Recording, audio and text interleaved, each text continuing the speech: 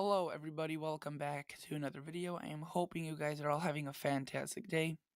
Today's upload is going to be a video on the potential for some heavy snow that's going to be occurring across the United States with plenty of snowstorms. And I was just looking at the models the other day, and I just realized that quite a bit of snows, especially the European model, it's going crazy with the amount of snow that some locations are going to be getting. So this is definitely something we need to keep an eye on for, and I will be, monitoring every single snowstorm as it comes by. But right now, I just wanted to give a heavy snow outlook kind of for the United States. So if you'd like to support what I do, if you'd like to support my channel in any sort of way, consider clicking the subscribe button. And I'm sure all know how to do this, so just consider doing so. Also, if you like to even go a step further, I've created a Patreon, so many people. If you want, you could support this. Right now I have two, so not that many. But if you'd like to do this, then feel free to do so. Again, this is optional. Okay, so let's just jump into the GFS. So we are looking at a big storm. I made a video on it yesterday, and we are looking at a pretty large storm across the East Coast. You can see a plume of moisture. If I were to show you the National Weather Service, there is a bunch of flash flood watches, flash flood warnings, flood watches across the eastern United States. And that is because they have been seeing so much rain for the past couple of days.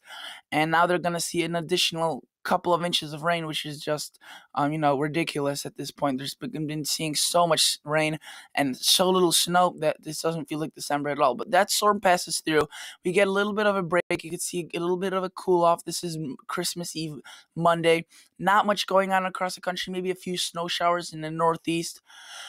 Maybe a storm trying to make its way, continually making its way into the central part of the country from the Northwest. And that passes through. You can see we actually see another low from the south. Let me try zooming out on this. It drops down from the west and starts right here. And this is just a classic winter storm, more of a spring and fall storm. But it just starts off right here. You could see it moves down something like this. Right now it's right there. It is spinning counterclockwise, so something like this. The winds around it, you can even see the isobars like this and like that, and that is basically bringing up moisture. There's cold air from this high pressure spinning like that, and that's where we get the clashing of the two temperatures, moistures, and everything in between, and we get a huge area of snow right here that could develop. And I'll show you that right now. You can see we start getting a major snowstorm. This could be a big one, guys, affecting major cities like Minneapolis, Green Bay, Wisconsin, maybe Sioux City, Sioux Falls, Rapid City, South Dakota, all of those, Marquette, Duluth, all of those cities potentially are going to be impacted by this giant storm. And this one, you could see leaves actually quite a bit of. I'm trying to shoo my cat away here, and we're go away. Okay, so sorry about that. My cat keeps coming over here. So we're looking at this, and the snowfall totals are fairly impressive from this one system. We are looking at 11, 15, almost a foot of snow, fairly widespread across these areas. And the models have been actually very consistent. If we go to the, this is already the 12. The 18 o'clock Z is already showing that also. Let's go to 6Z, and that is showing as well quite a bit of, even a second part down further to the south. The OOZ of tonight or last night, again, was showing also that storm. So we're looking at some consistency, which is pretty rare in a GFS when it's this far out still. So that's, a sign for sure. Let's look at the 2 meter temperature shaded. These basically show you the temperatures that they're going to be at the given time. So let's zoom out and let's go back here. Let's go a couple hours back in here. Okay, so right now, again, around that time when I was showing you, the first storm passes through, and we see a little cold shot of air, nothing bitter, just around freezing, maybe a little bit below, and reaching down as far south as Alabama. This time the models have been very consistent around it. Remember how at the beginning of the week I was saying I'm having doubts in this? Well, this time around I do think this would actually reach down into the southern states and impact those areas.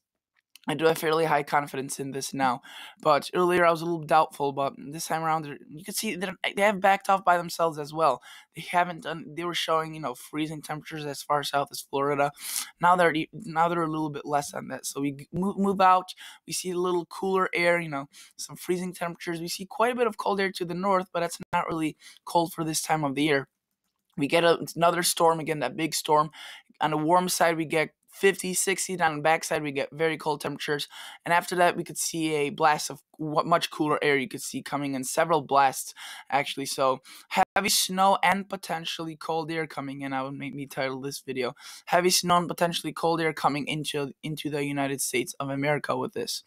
So if I were to look, this is the 2-meter temperature anomaly, which basically shows you whether it's going to be above or below average at what given time. Right here's the date, and the blue is below average and the red is above average. And I love using this, guys.